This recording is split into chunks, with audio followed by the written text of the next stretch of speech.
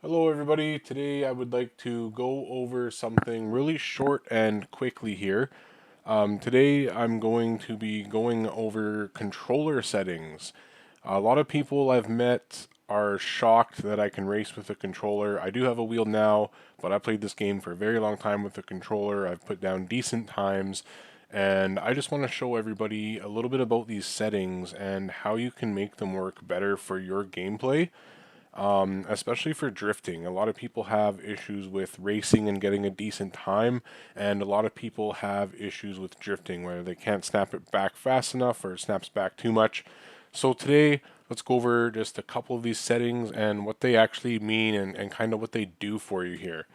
So the first one is going to be your speed sensitivity. Now, for me, I'm on an Xbox One remote here with a PC setup. So your speed sensitivity is going to change how fast the wheel recognizes your turns and how fast it's actually going to turn the wheel depending on the speed that you're going. So this setting here is not a setting that you want to change with everything else. You actually want to change that setting kind of per car you're driving or per track, depending on how fast you're going to be lapping, whether you're drifting, whether you're cruising. Your speed sensitivity is something that you will change, frequently after you figure out your other settings that you like. Now your steering speed, the next one here, is straightforward. That is going to be how fast that wheel is going to turn from 0 to 100 as you move that joystick from 0 to 100. Now for me, I like to have this really low because you don't have a lot of motion in the joystick as opposed to a wheel. If you have a wheel, it's different. If you have a joystick, it's totally different.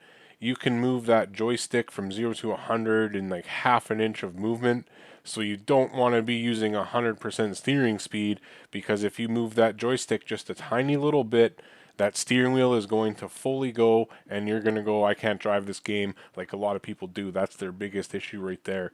So if you're just starting out with a controller, turn that right down. Turn your speed sensitivity down to about 25% just starting out, maybe 25% on your steering speed, and go from there. If it's not turning fast enough right out of the pits, you're going to want to change your steering speed. If it's not turning fast enough after you get up to speed, then you're going to want to play around with your speed sensitivity, and that's how you make the distinguish between those two. So your steering gamma, this one's a little harder to explain. I have mine way up there, and basically what that one does is it's going to create more of like what I would say points of turning on your joystick. So it's not going to be right what I say here, but let's just say your joystick moves in 10% intervals. So if you move it a tiny bit, it turns up to about 10%. Move it a bit more and it hits 20, move it a bit more and it hits 30. What the steering gamma does is it opens up more of that range, so you can have a more linear curve of your joystick as you turn. So if you have a low gamma, it's going to be, 0 to 100 faster, rather than if you have a higher gamma, you can actually get your wheel to turn a little smoother by using your joystick in more micro movements on the joystick.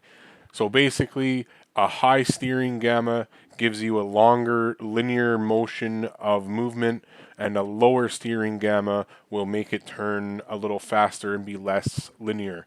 So I like mine to be really high. It makes my joystick have very good sensitivity as I'm slowly moving the joystick. Steering filter isn't one that I can explain very well. I don't know a whole lot about this one. It's actually the last one that I touch because I want everything else to be good. But ideally, what I've found is anywhere in between 20 to 25% the car is driving perfectly fine. So I haven't done a whole lot with the steering filter, but if anybody else wants to give any input on exactly what that does, go ahead and post it up in the comments and I can pin your comment there. We'll figure that one out. The steering dead zone, this one's really important because this is going to center the middle of the stick. How much from the middle out is nothing. So, for example, when I'm racing and stuff, lots of joysticks, they have a little bit of play at the beginning of the movement. You know, if you try and drive in a straight line and then you touch the joystick just ever so slightly, it might put your line off a little bit, and you might have one of those remotes where you're just ever slightly driving, you know, in one direction and you can't quite get it straight unless you're holding it. That's where the dead zone comes into play. As long as you point your car straight and you have anywhere from, 4 to 7% of a dead zone, you put your car straight, and that little tiny bit of motion in your steering is not affected by the joystick if you move it just ever so slightly. So hopefully that will get everybody on the right page for playing this game on a controller. I really want to see more people test their controller settings. I will tell you one thing, it took me about 3 hours worth of doing this to finally come to this.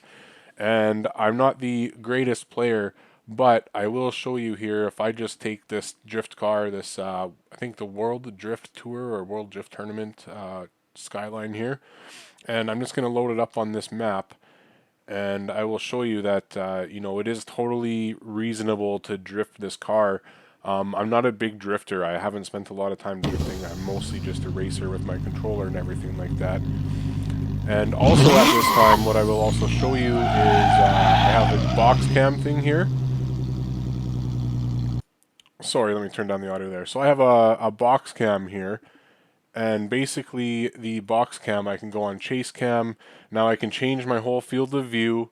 I can put the car further away from the screen. I can go down. You can change the pitch up and down. And also when you're winging into corners, your car, you can actually see the sides of it now, which is nice. So the plus and the negative make the camera a little more stiff or not. So now as I go, you can see it getting way more angle of the car, and that's kind of how that's happening there. So this is a really good camera mod to have, and then I'm just going to drift around this track for like 30 seconds with some audio on. And yeah, if you like what you see here today, this should help a lot of people out, especially the camera. And then, yeah, just feel free to like and subscribe. That would help a lot. And join my Discord if you like. I got a good community going, lots of good people in there, lots of giveaways and stuff. So there you have it. Controller settings 101. Have a good day, everybody, and enjoy the last 30 seconds of this. Thanks, guys.